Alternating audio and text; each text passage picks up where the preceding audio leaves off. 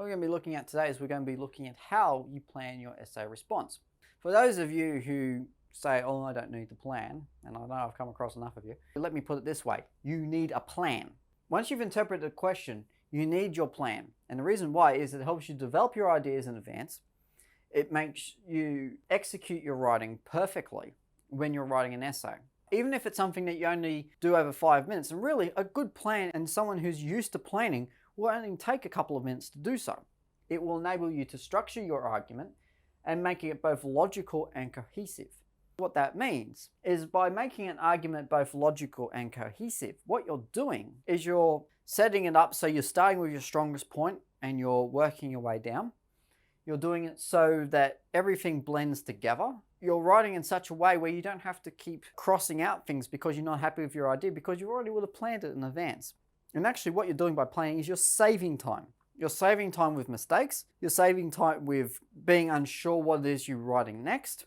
You're saving time by being able to plan and coordinate your essay response and that you cover every aspect in the question in the given time that you have if you're doing an exam, or making sure that you can do it within the given word limit without having to cross things out, or if you're one of those people who finish early, being able to write it and expand upon it in different ways that you bring it up to the word limit required.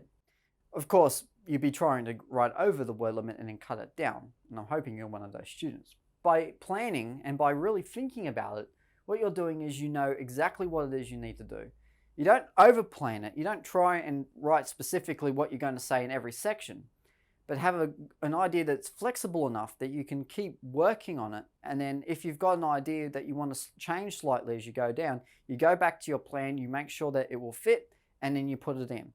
So you make it flexible, but at the same time, you know exactly where it is that you're going next. It's a roadmap. It really, as I said, should only take you a few seconds just to really identify first, and then a couple of minutes to really develop into enough detail that you're ready to go and you exactly know what you need to do. Okay, so let's put the question and the planning first. So what you're doing is you must address each aspect of the question. Now, it might seem obvious when you do this, but it's something that really does require diligence. Making sure that when you look at the question, identify the keywords and every other little part of the question, you know exactly what it is that you need to do. Your plan is making sure you address every one of those keywords and really putting an answer which is going to then relate back to the question. You're indicating that what you're writing is going to answer the question. Now, if you've got a couple of keywords in mind, you're repeating to yourself over and over, okay, I need to do this and I need to do this in my answer. And as you're planning it, you've got that frame of mind already. So you're not forgetting halfway through what it is you're actually writing about again. And often, if you're doing an exam, for instance, and I know I've done them as well, the adrenaline kicks in and you're just writing things and you completely forget what it is the question was again. So by planning it in advance, and if you're sticking to that plan, then what you're doing is you're making sure that everything you're writing is related back to the question and that you're thinking about it in such a way that you know where you're going next. You know exactly what it is you're trying to do. It helps to sort of calm you. It really does give you an idea of exactly what it is you need to do. Okay, so the planning process. Take some time, and do really take time. Consider all potential answers and evaluate which one's the best one. So all those lots of ideas you have, try and condense them into a couple of main ones, like this diagram showing here. Is you've got tons of ideas, they all swirling around like a big pool, and then you just try and group them together. So you group them.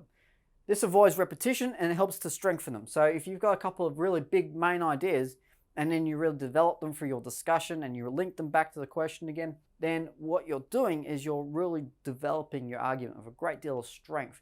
And that's again what you're trying to do, rather than having lots of little things swimming around which you're then trying to prove and justify, and it becomes a big mess.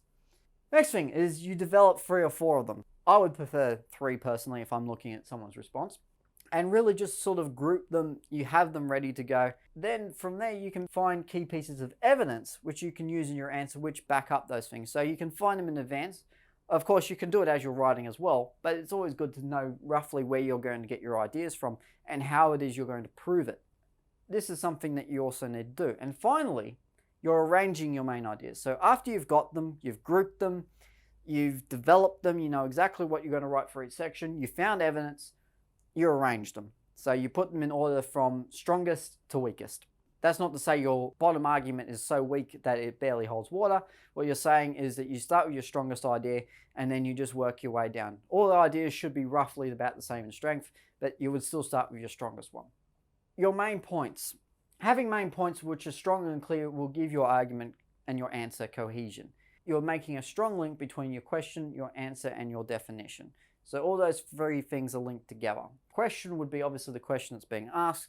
The answer is how you've interpreted it, and your definition is a word or a phrase that you're using to support your definition, which will be outlined in your introduction and will be outlined at different points in your body, in your discussion of your essay. By combining keywords of the question with your definition, you're ensuring that your argument matches the aim of the question, as I said before.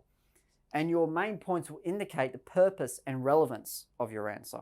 So by having a group of main points which are repeated and are done so in such a way that they're really strengthened, what you're doing is you're indicating that everything you're writing is purposeful, it's relevant, and you've already tested that it matches the question, because when you did your planning, or when you do your planning, you would have already tested that, yes, this matches the question. I know exactly what it is that I'm focusing on.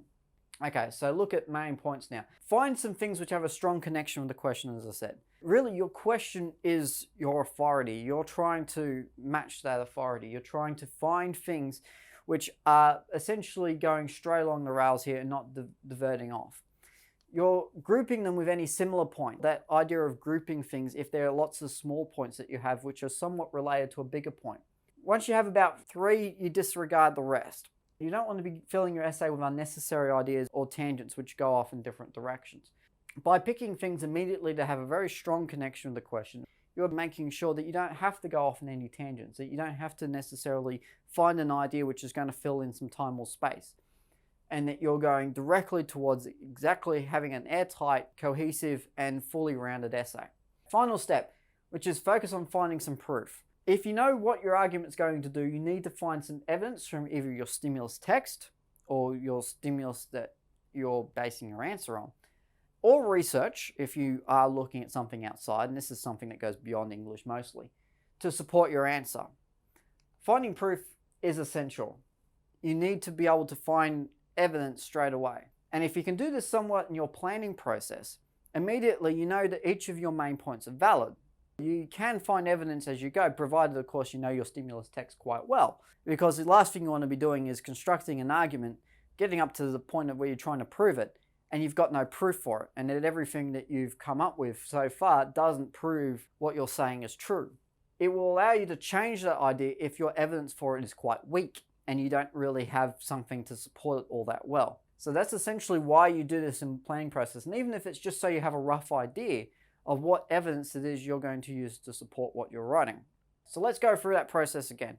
So first of all, you've understood the question. You know exactly what it is you're going to have to write about. You start to brainstorm some ideas. So you do so in such a way that you know exactly what it is you're going to be writing about. You discuss them and you work out how you're going to discuss them. What it is I'm actually going to talk about in each of those main ideas. I will group them so I know exactly where my main points are and how I can discuss them and how I can build upon each one using that discussion process I just mentioned. Find evidence, arrange them in order from the strongest point to the weakest point. And that's basically your planning process. It should literally take you a little bit longer than how I just described it then. And that's literally because you'll know your text already, hopefully. You would have read it, you understood it, and then you'll be able to immediately go, okay, it's got this, it's got this, it's got this. This matches the question, this matches the question, this matches the question. And then, finally, you'll be able to find some things that back it up. You're making sure you do some double, triple checks, make sure, okay, I'm definitely answering the question. And then that's when you can start writing, and you can feel free, as you're writing it, to go back to your plan as you look up the top of your page, wherever your plan is, and say, yep, I'm addressing the question with this discussion. And that's basically it for the planning process. So make sure you remember all those things. Have a very strong plan in mind. And that's the thing I tell all my students. If you are in doubt, always have a plan that you stick to and that you know like the back of your hand. Because your questions will change constantly, but if you have a similar process, it makes it much, much easier than when you're just trying to panic and come up with ideas. Because that's obviously it's not going to work. but it means it's just going to come up with all these different variables and ideas and tangents, and you're going to go off in different directions. It'll be a mess. If you have a very strict plan and a very strict process, then it's only going to take you a few minutes, and it means that your argument is far more streamlined than it otherwise would be. Otherwise, that's about it for planning. Until next time, see you later.